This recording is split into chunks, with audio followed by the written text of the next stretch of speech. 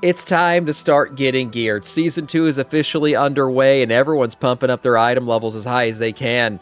334 is the new time, is the new basically thing that you want to get to. 334 plus, getting there means you got a big one this season. So let's get into it with Dalaran Gaming, how to get up to 334 item level in Midnight Season 2. Hello guys, how's it going? My name is Dal, and Season 2 content is officially live over for the expansion of Midnight, which means brand new raids, lots of gear, brand new dungeons with Mythic Plus progression, new updates for Delves, Prey, and so much more. It's a lot to dive into when it comes to gearing up a character, and there's been many changes when it comes to gearing from both PvE and PvP content, but also to system changes that can actually potentially let you skip and even obtain better gear than ever before.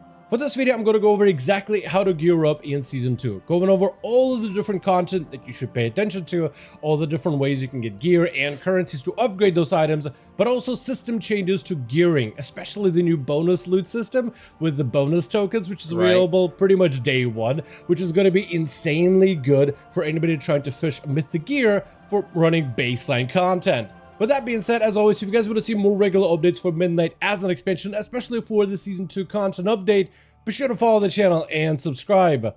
But otherwise, let's dive right in. Nice, yeah. Overall, by the way, I want to say real Now, quick before he says anything here, raiding is the best way to gear out this season.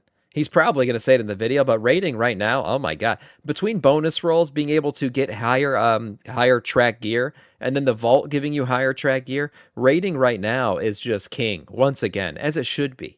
I always thought raiding should be the best way to get gear in the game. It's the end game content. That's how it should be. So that's good. Why don't you watch the 344 eye level video? People are just freaking trying to put the highest thumbnail out there. Okay, this one said 334 plus. Okay, so it's going to include 344 item level. I think I know what I'm doing. It's a good source here. We're going to watch this one. Gearing your character, I am first going to focus on PvE I did not content that's available, everything from like the entry level items, and then heading towards the higher end quality gear. Off the bat, when you're first starting your character gearing journey for a brand new season, weekly content and open world content can be an excellent source of veteran track items.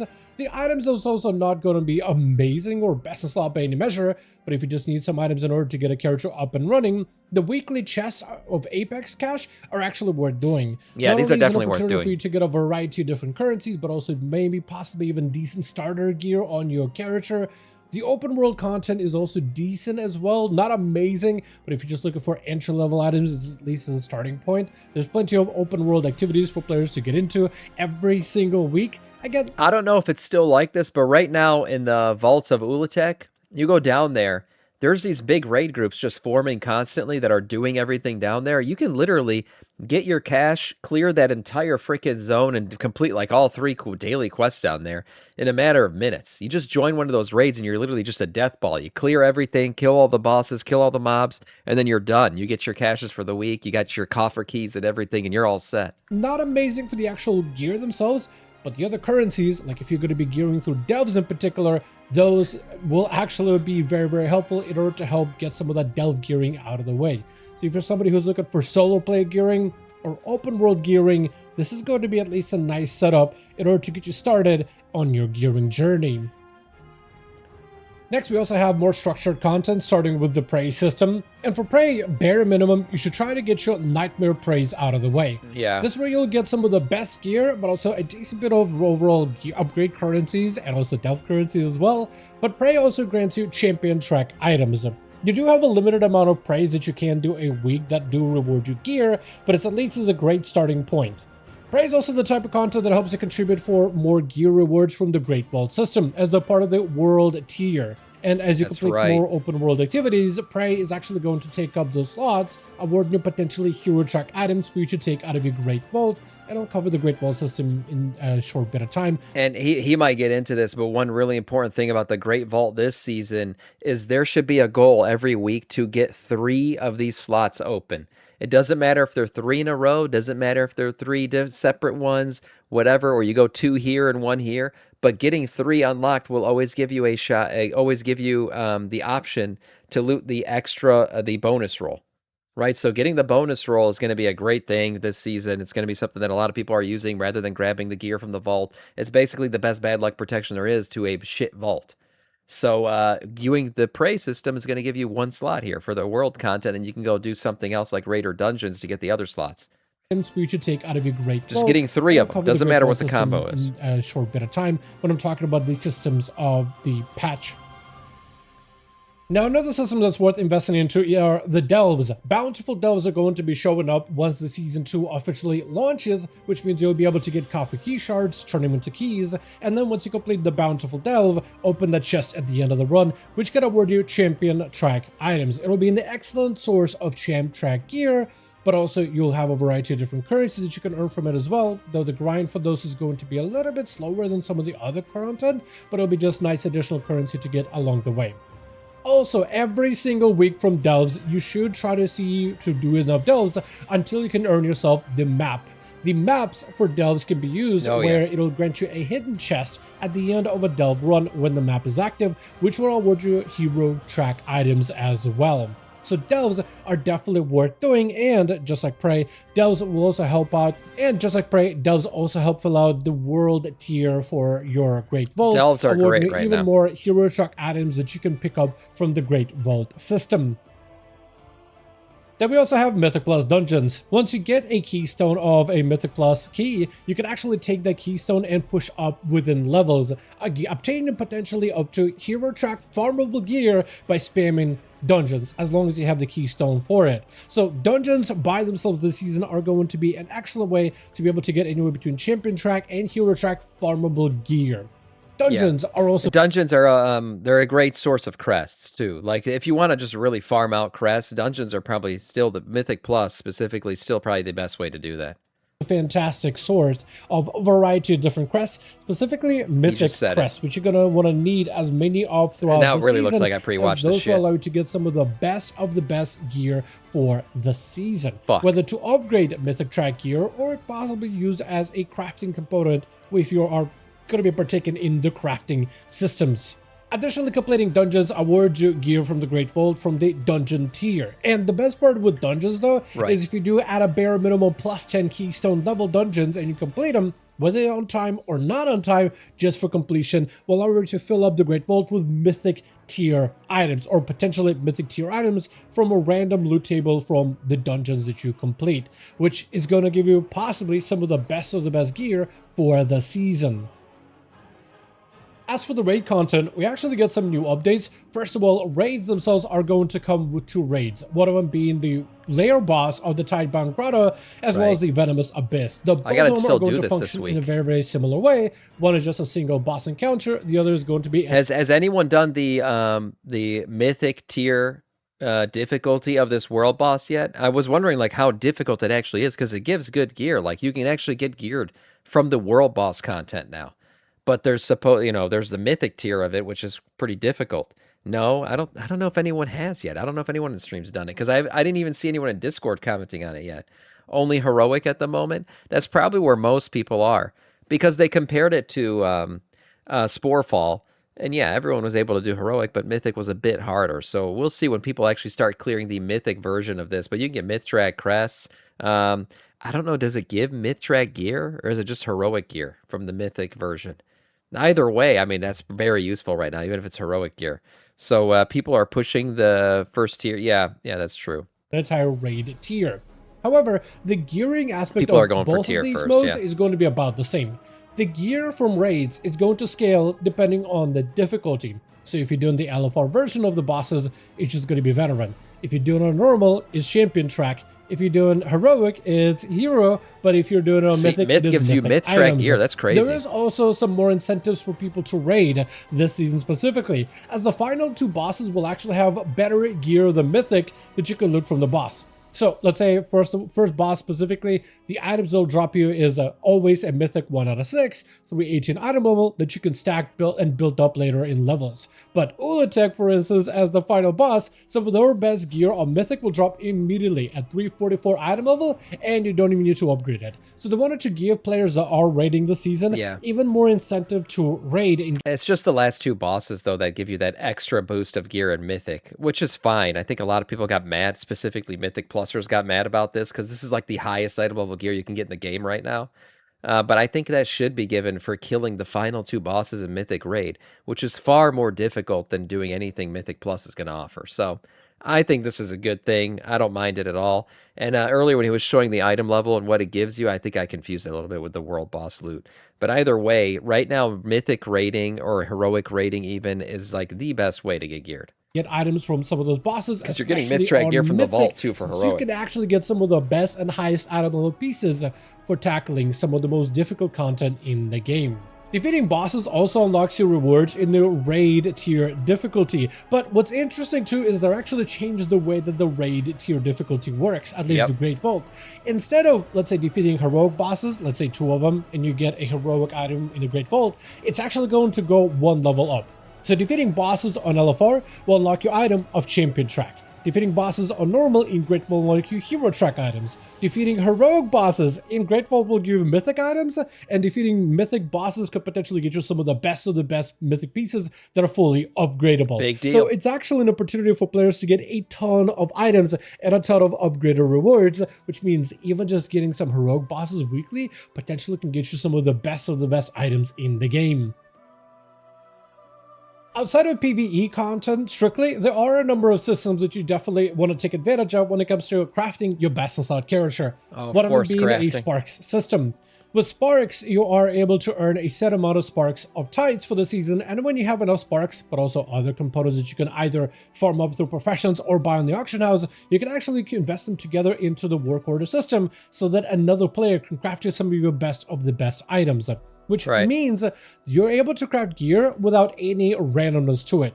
This week, really, if anyone who's crafting their two-hander weapon, I mean, they got such a big head start at everyone else right now. Because everyone now got 4 sparks because of what happened. Blizzard kind of made it available now this week.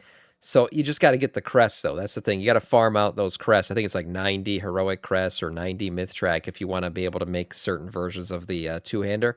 But if you craft your two-hander this week, you're very much ahead of everyone else. So if, let's say, you want your best weapon, let's say you play a class that can wield an axe for this raid tier, and you want an axe that's agility based, if you have enough sparks, you put them in together, you pop on the components, you can actually specify what stats those weapons will have. So you could have 0 randomness to it. You could have additional embellishments that can give these weapons bonus effects, which some of them are actually very, very powerful, like Hunter's Ritual Stone. And you also can infuse items with power, converting Mythic Crests to make crafted items at 331 max quality, which is massive. It means essentially you can make some of your nearly or pretty close to best in slot gear through the crafting system with guaranteed stats. A lot of players are going to be making at the bare minimum 2 crafted items with embellishments, but technically you could really take this all the way and create basically the rest of your set with crafted gear. So the crafting system this season is definitely going to be something you will want to utilize, as it can actually let you make some guaranteed items, especially for somebody who doesn't want to deal with the RNG of getting loot from raids and dungeons. I mentioned the Great Vault a couple of times when going through the content, but the Great Vault is going to be amazing when it comes to trying to get the most amount of gear for your characters. Essentially, the more content you complete in the Great Vault, the more opportunity you have to potentially get some decent items from it. And essentially, that's what you want to do, is stock the Great Vault with as many items as possible. Yeah, fill out 3 slots, like I said. At least during the very, very first weeks of Midnight Season 2 content, because that's an opportunity for you to get even more items from the weekly vault, possibly getting an upgrade, or you could even convert it into bonus rerolls instead. Yeah, that's what I was saying earlier. Filling out 3 slots will give you the bonus rolls. Right now, I would say probably the most important thing to take from Vault is tier set. Just getting to the 4-piece is so important right now because that gives you the ability to get more catalyst charges, which are going to be really important this season, more so than even last season, because now cantrip items, any bonus item abilities stay with your converted item. I've said it like 50 times already over the last probably month. It's a big deal because that means your best in slot tier set, your best in slot version of your tier set is not just getting to your tier set. It's getting specific items to catalyze change in your for your tier set. So getting those extra catalyst charges is a big deal right now. Picking up 4 set plus all the bonus XP or the bonus damage you're going to get. It's like 5% to 10% with your 4 set. I mean, it's a big deal in bonus damage. So definitely getting your set bonuses right now, #1 priority. Which is another thing that they did for the season. Because this time around, what they did for the season, they actually allow players to, if you at least have 3 of these slots, whether it's in raids, dungeons, or world content, or even if you have just like 1 in raids, 1 in dungeons, and 1 in world content, as long as 3 vaults slot are filled, you can actually either take those pity tokens that you can either use for sockets or possibly currencies, or they'll actually let you get a bonus reroll token instead. And bonus reroll tokens will be something you'll be able to pretty much get, I think, starting week 2 of the brand new season. Nice. So fill out the Great Vault, and if let's say you don't get a lot of good items from there, at least allows you to get a bonus reroll token to use in raids and dungeons. Our next vault will be able to get the bonus token used in dungeons at a +10 difficulty will allow you to possibly loot one of the items from that dungeon's loot table on Mythic track.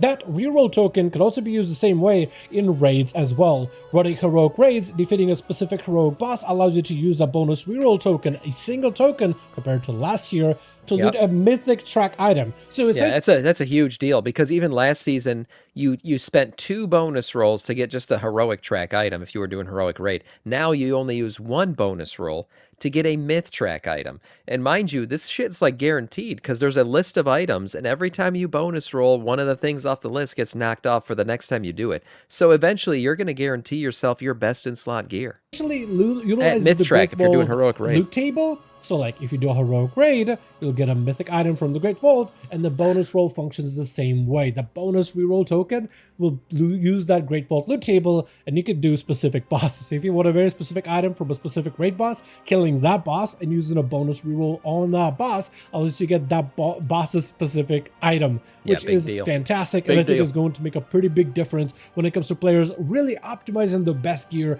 throughout the season, but also elevating raids to be extremely good when it comes to I'll have mythic gear this season. That's what it means. A couple other things they also added is there's an ascended upgrade gear system, which was available in season 1, and they're essentially just allowing that system to continue into season 2.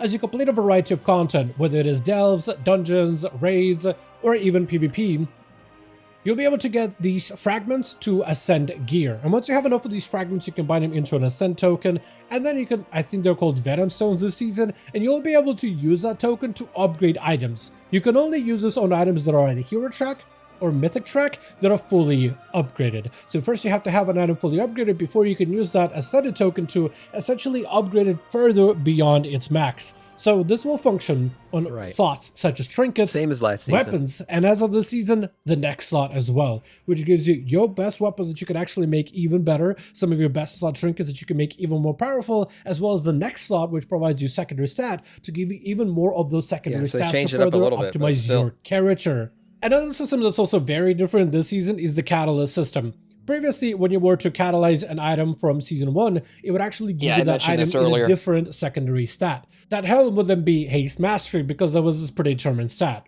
However, in season 2, whatever item you put into the catalyst slot to transform it into a tier item, so that's helm, shoulders, chest piece, legs, or gloves, it will actually keep the secondary stats of the item you put in. So it'll just change it to be not just the secondary stats, it'll keep the extra abilities. So if there's like a proc ability on a pair of pants or whatever, and you convert them, guess what? That proc ability stays with it. So that's why I'm saying your best version of your tier set now is probably some version of catalyzing items with extra abilities on them. An item with a tier set bonus, but it'll keep those secondary stats. This allows players a better way to optimize their items. So even if you get, let's say, pieces of gear that, let's say, may not be for a specific slot, but it has your best secondary stats, you can actually use the tier set item or tier catalyst system to convert those items in order to give yourself the best of the best stats for your character for the season, which gives you just even more granular way to customize your character. Now, I also want to talk about the PvP gearing for the season, because it's its own self-contained system. A lot of the systems for PvE content don't necessarily apply for PvP.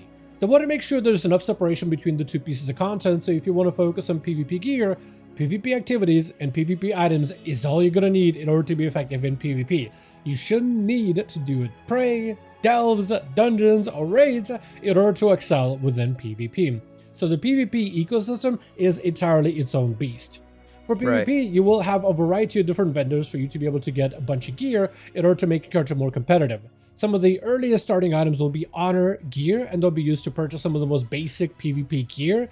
Buying those items at the start of the season is going to be a must, especially if you're Doesn't trying to get the PvP most, item level all out of normalize your when you're in character. PvP? Alternatively, you could also get gear through open world content, which ends up being a little bit better in war mode, but it essentially has the same power as honor gear. If you're somebody who enjoys open world PvP more than anything, these items are going to be a one-stop shop.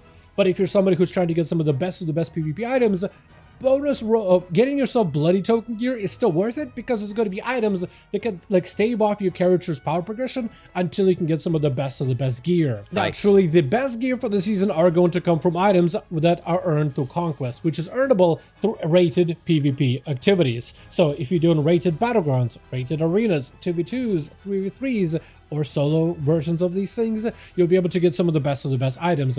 You can either buy items directly, which has the best scaling within PvP content, and there are some alternative stats that you can get in order to better customize your character. There is also an opportunity for players that do raids and do dungeons that want to have and use those items, like tier items, in PvP. You can actually buy lacquers and varnishes in order to take a PvE dungeon raid item with the tiers of bonus and just slap and apply the PvP scaling for it.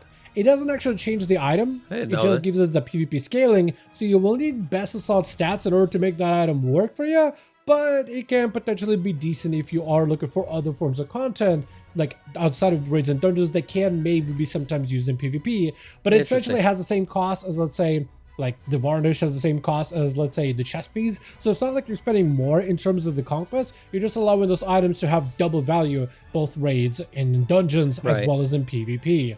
Now, PvP also has its own system of crafting. You will need a certain amount of currency, either honor to get yourself Venomous Aspirant's Heraldry, or conquest in order to get Venomous Gladiator's Heraldry, and usually there's a certain amount of these that you need per item in order to custom craft your PvP gear. Let's say if you're looking for a pair of boots that are Varus Mastery, but you can't find it in the vendor, you can actually use this item and craft those boots with PvP items, and it'll have that PvP scaling. You don't even need to get those items on the highest rank either, because in PvP, it doesn't really care about the ranks too much. So you could custom craft a lot of your gear. This also allows you to use embellishments and other additives on PvP items in order to better customize your character for PvP combat, which this season you should be able to have the most amount of customizability on how you gear out your character for PvP. Man, I wonder what PvP numbers actually look like. Like, he's talking about all these systems, and they're so foreign to me now because I haven't PvP'd in forever. Like actively really tried to gear out PvP gear. Like, you guys have seen me dabble in PvP where I'll go like 36-0 just slaughtering people and shit. I do that all the time randomly at the end of a season. But like, to actually gear out and progress through PvP, I haven't done that forever, man. I don't know when the last time. Maybe Cataclysm was the last time like I PvP'd. I mean, that was the last time I got Gladiator, so I don't know like what you can actually consider PvPing anymore. But with that being said, as always, I do want to thank all of you guys so much for watching, and I hope you guys did enjoy this update. If you did enjoy this video or found it informative, go ahead and give it a like, because I would very much appreciate it. If you want to keep up with all things Midnight, links to that are in the description to our Discord community, where you can find all of the information we usually utilize for videos and other things, and places for you to chat with the rest of the community on the channel. Let me know your thoughts in the comment section down below. And as always, I'll see all of you guys at the next one. Nice. It's look, gearing out pretty much the same for a lot of stuff. The real changes I feel like this season are in the ability to gear out through raid. It has been greatly increased. It is so much better now. Raiding is back in terms of gearing. I actually think we're going to see less Mythic Plus runs this season because raiding is so OP now for gearing. It's actually great. I love it because I'm a raider at heart. So that's the real big change this season, as well as the bonus rolls and how all that's going to work. But overall, a lot of the other stuff, gearing's pretty much, remaining the same. Do your shit, clear your raids, do your Mythic Plus and everything else. Delves are really good right now, and you should get geared pretty quick. Nice video overall from Dalaran Gaming.